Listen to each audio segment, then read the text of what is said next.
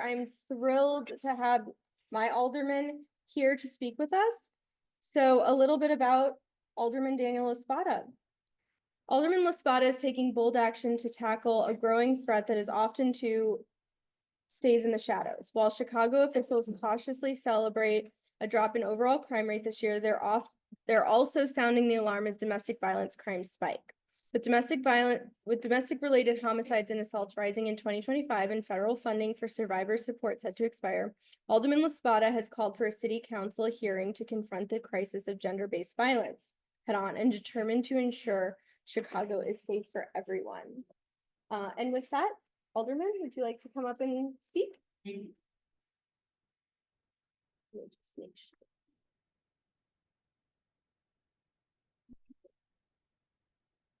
Okay, can everyone hear me in the back? Is this a good volume? All right, thank you so much. My name is Daniel La Spata, that guy right up there. I'm very, very proud and I will say humbled to be with you this morning. Because on this topic, on domestic and gender-based violence, I can't be in this room with you and think of the many women in my life who informed my understanding of this work, this issue. I wish it was a panel discussion with all of us. I would lift up in this moment the work of Amanda Pyron, the executive director of the Network Advocating Against Domestic Violence. Amanda's work, her insights, our conversations always leave me angry and frustrated and with really good active homework assignments. And I think that's the relationship that alders like myself should always have with advocacy spaces. I think about Darcy Flynn. Darcy Flynn is a woman who used to work in the mayor's office, specifically on gender-based violence. What she taught me about what it is to be a manager, what it is to be accountable for the safety of my team, the work that she did to move this work forward. We would not have a domestic violence advisory council in the city of Chicago if it wasn't for Darcy, which is, I will say, what made it so sad to me when she was walked out of the building in 2023. And that's another story I'll have to share sometime. And I would also talk about the life of Virginia Lee Jean Delisante. And that's someone you wouldn't have heard about because that was my mother, who was also a victim of violence in her life. And the way that I know that is because of when I was in college, I was home from a break. My mom was driving me to the library in our town. I can picture all of this truly like it was yesterday.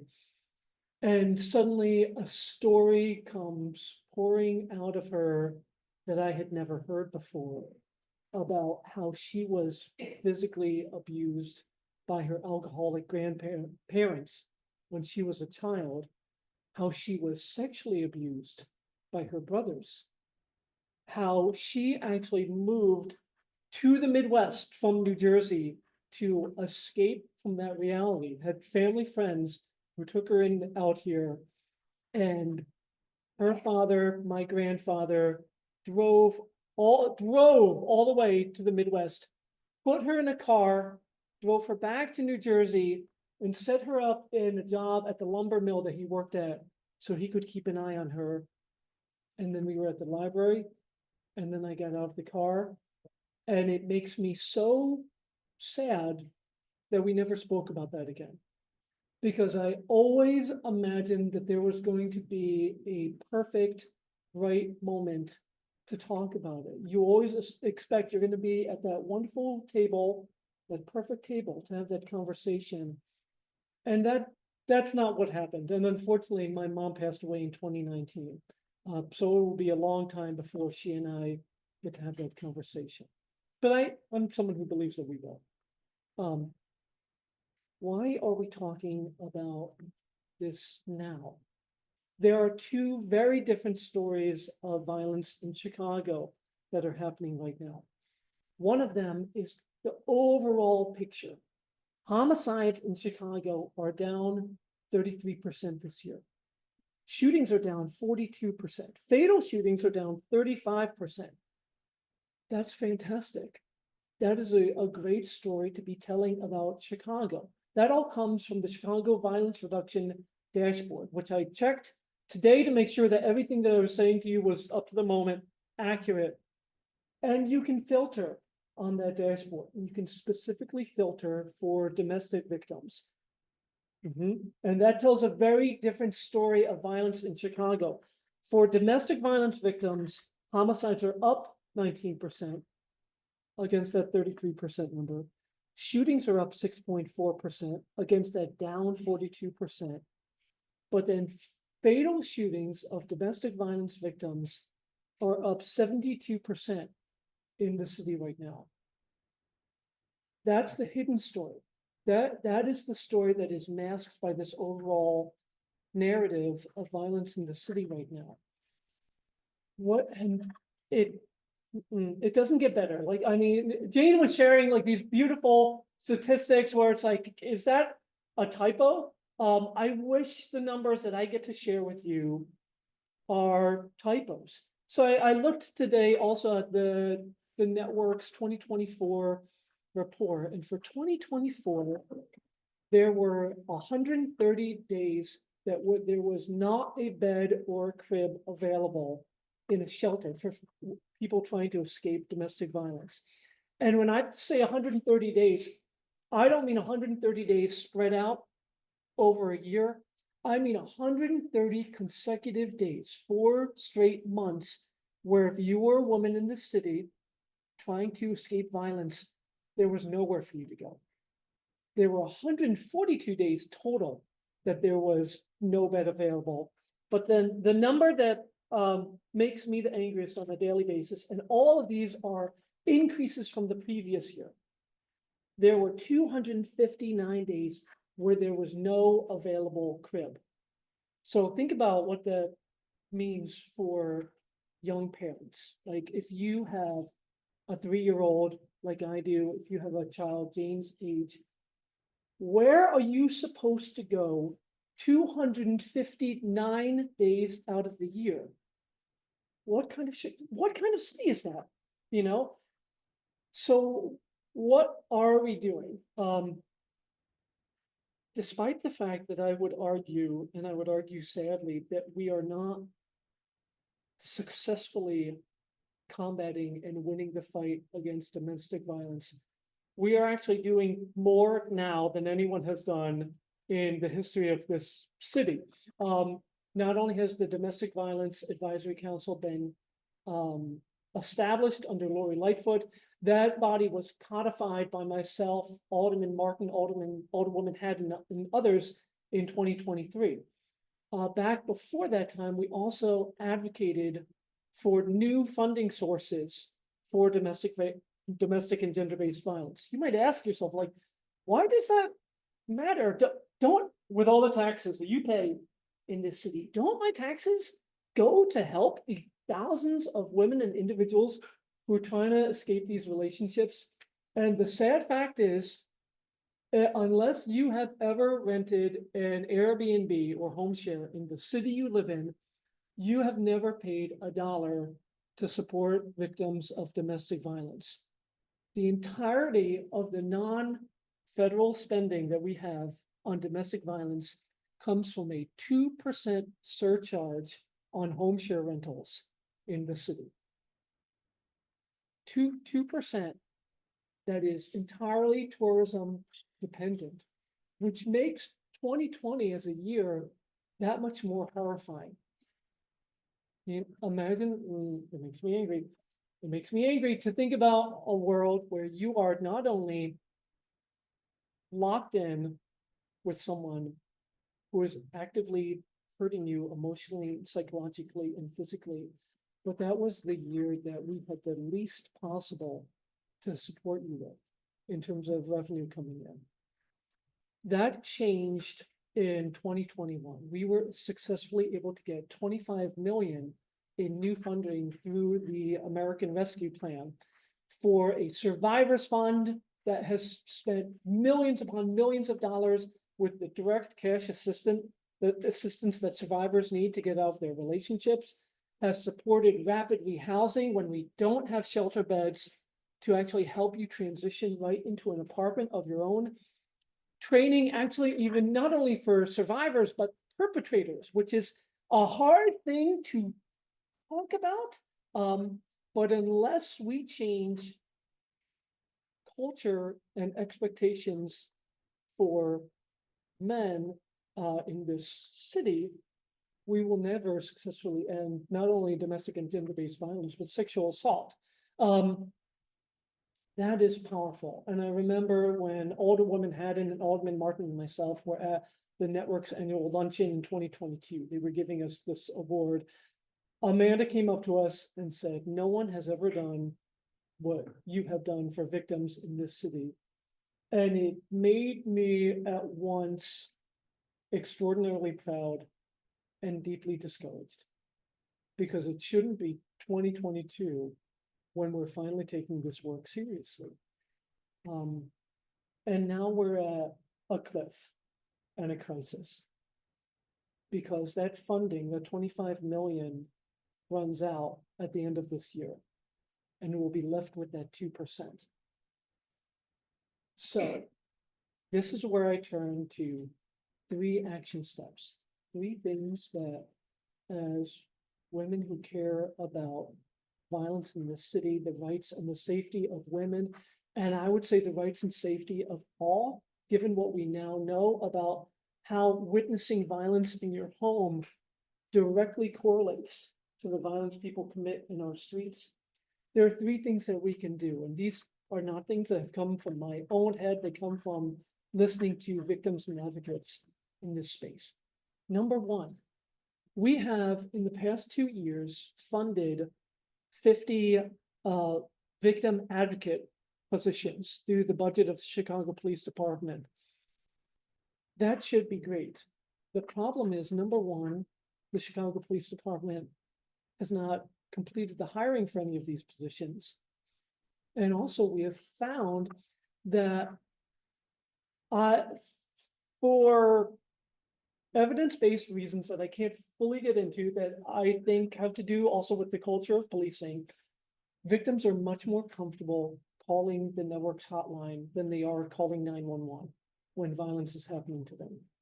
So advocates are directly asking us to see those completely unused funds for these victim advocate positions transferred in part or in whole into, and I'll email Jane on this as well, transferred in part or in whole to grants to organizations that are already doing this work, that are culturally competent, that are trusted in their communities.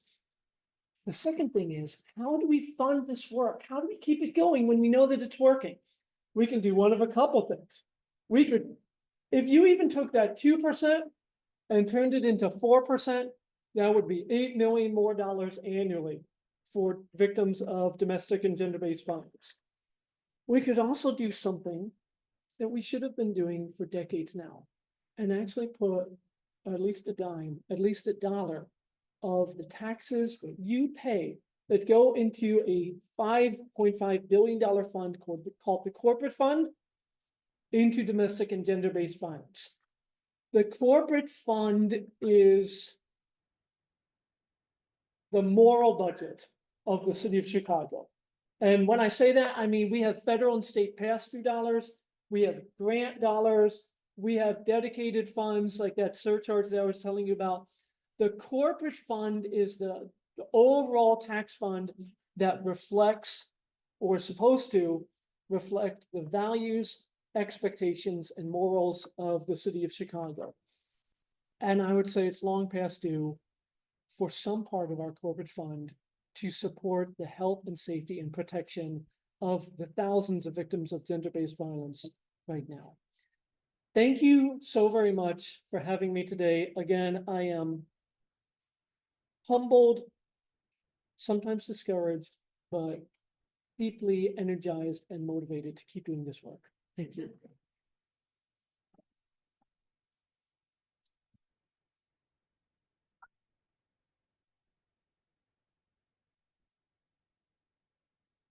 Thank you so much, Alderman La Spata. There's a lot of stuff that sort of overlaps with a lot of work we're doing, so we're really excited to sort of help support his efforts on this particular issue. Oh, And I wanted to give you, thank you for coming here and speaking, and we also, so. oh, this is Well, great. so one of our members actually is a children's book author. She sits on our board, and so she wrote this book. It's actually an award-winning book called I Want to Vote, and it's amazing. And so she inscribed it Oh, to your daughter. this is wonderful. So if we could just take a picture, she couldn't be here today, but I know she'd love to. This is wonderful. Thank you so much. I do have a little 3-year-old at the house. Thank you. And if anyone has any questions about sort of his initiative, you know, we have to kind of get the meeting going, but if you, we have time for like a couple of questions, if you could. I only have a statement. I think this is a wonderful way to honor your mother.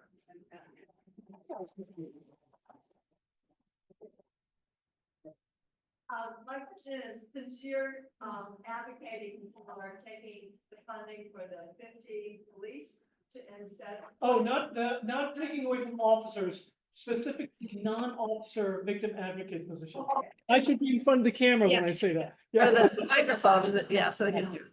Okay, the victim yes. Can you repeat the question for online? She is still doing the question. All right.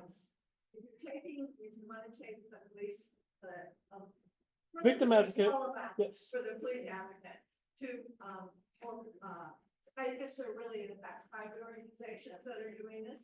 From the corporate fund, would you also take any money and put it toward this private organization? Or do you have another idea that the city should be doing? That is a great question. The great question. I mean, the corporate fund. Can you, summarize? Yes, so the question is, hi, everybody online. Sorry. I love this. I love it. I feel like I'm a 2021 elementary school teacher. Sorry. The question is, if we're moving the CPD based violence advocate positions to being converted to grant funding, what are we talking about for the corporate fund? So that conversion to grant funding would specifically still be for victim advocacy and community engagement. What is going away that should be corporate funded is the Survivors Fund, which annually has got about $5 to $7.5 million that has translated to direct cash assistance for victims. We know that victims know what they need, what is necessary for them to get out of violent relationships. Sometimes you're still in that relationship because you are economically reliant on that partner. So how do we break that? It would continue to support rapid rehousing on those nights that we don't have a shelter bed available, a crib available. How do we help you get into housing overnight? That has been working. The training to support education on how to leave relationships, how to even get people to not be perpetrators of violence. All of this work ends January 1st, 2025, if we do not act as a city. And I will forward more information on what we're funding and how that goes away. Thank you for the question. Yes. Isn't there ongoing special training to the CPD to when they're called for domestic abuse, when they are called, people, I know people don't do the 911 all the time, but when they do, is there anything special? Do they specifically send women along, or is there any special training? So there is and isn't. So here's what I would say. I can say that they are doing more required training for officers than they used to. If I or a friend was dealing with violence, I would particularly ask for a CIT trained officer. The problem, as I've learned from those in this space, is that perpetrators of violence know how to come to the door when a police officer shows up. They know to put on a nice shirt, put on a tie, put your partner in the back room. Everybody knows what the script is when an officer shows up. And I can say to you that the police settlements that we've paid out over the past 6 years in Chicago reflect that. It is really hard to sit in a room and hear a story, and not one story, about times that officers went to a home multiple times, multiple calls, same conflict. And it was on the 5th call that they were responding to the murder of that victim.